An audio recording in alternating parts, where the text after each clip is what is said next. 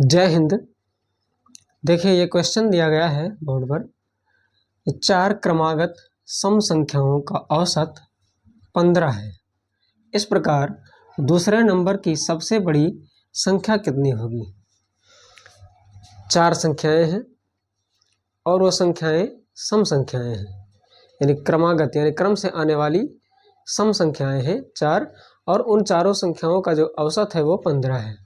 तो इस प्रकार हमें बताना ये है कि उन चारों संख्याओं में जो दूसरे नंबर की जो संख्या है वो संख्या कितनी होगी।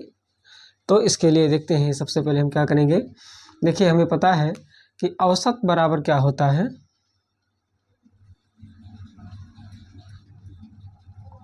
औसत बराबर सभी राशियों का योग, सभी राशियों का योग बटा राशियों की संख्या, राशियों की संख्या। अब देखिए यहाँ राशियों का योग करना है, राशियों की संख्या, राशियों की योग को राशियों की संख्या से जब भाग करेंगे तो हमको औसत मिल जाएगा। अब यहाँ पर क्या है, देखिए औसत तो हमको पता है, लेकिन न कोई राशियाँ पता है, और राशियों की संख्या तो पता है कि 4 है, लेकिन राशियों का योग नहीं पता है, क्योंकि राशियाँ ही नहीं पता है तो योग कहाँ से पता होगा। तो अब इसके लिए हमें क्या करना होगा, राशियों का हमें राशियों को पता करना होगा। तो हम मान लेते हैं, इसके लिए हम मानेंगे, माना पहली संख्या, माना पहली संख्या बराबर x होगी, और अगर पहली संख्या x है तो दूसरी संख्या क्या होगी, दूसरी संख्या। देखिए कोई भी संख्या का अगली संख्या, तो उसमें हम उस संख्या में 2 जोड़ते हैं। किसी दी हुई संख्या की अगली यानी क्रमागत आने वाली सम संख्या पता करना हो, या उस किसी संख्या की क्रमागत आने वाली विषम संख्या पता करना है, तो उसमें हम 2 जोड़ते हैं। यानी जैसे अगर पहली संख्या x है तो दूसरी संख्या x प्लस 2 होगी। तीसरी संख्या क्या होगी,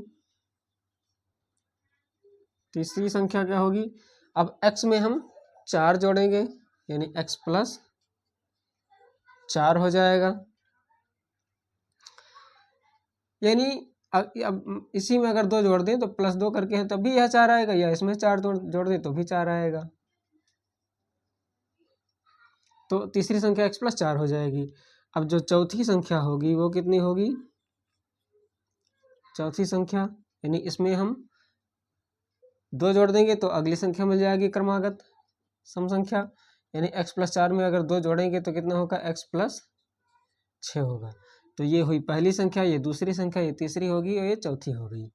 अब इसी के अनुसार, जो प्रश्न के अनुसार, हम इसका औसत निकाल लेंगे। देखिए कह रहा है कि सभी संख्याओं का योग बटा राशियों की संख्या बराबर औसत होता है। तो अब हमें संख्या पता है, अब हम इसको हटा दे रहे हैं, उसके बाद लिखेंगे फिर से।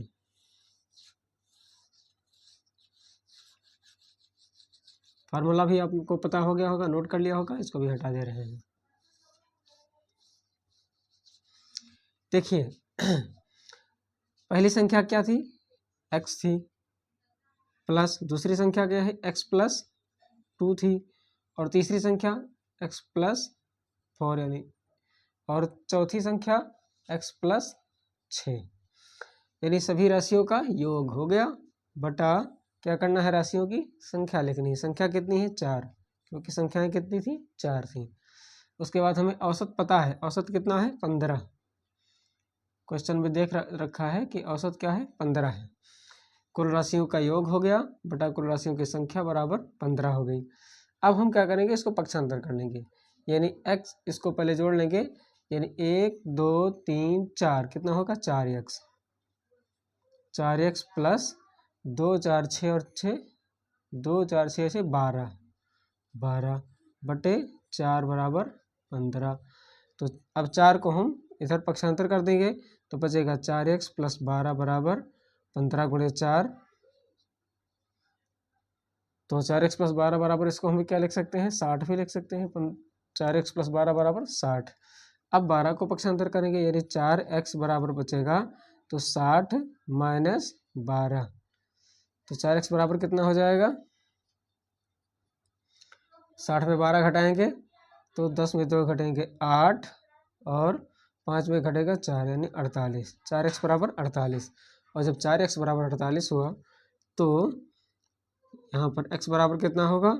48 बटे 4 यानी 4 से काटेंगे तो 12। x बराबर 12। अब देखिए हमने पहली संख्या क्या माना था? x, यानी पहली संख्या क्या है? 12 होगी। हमें बताना क्या था? दूसरी संख्या इसमें पूछा है कि जो दूसरी वाली संख्या है वो कितनी होगी। तो अगर पहली संख्या 12 है तो दूसरी संख्या कितनी होगी? दूसरी संख्या बराबर 12 + 2 बराबर 14। और यही क्या होगा? आंसर होगा, क्योंकि इसी को क्वेश्चन में पूछा गया है। आई होप क्वेश्चन ये बहुत ही इंटरेस्टिंग है, आपको समझ में आ गया होगा। फिर मिलते हैं हम अगले वीडियो में अगले क्वेश्चन के साथ। तब तक के लिए जय हिंद।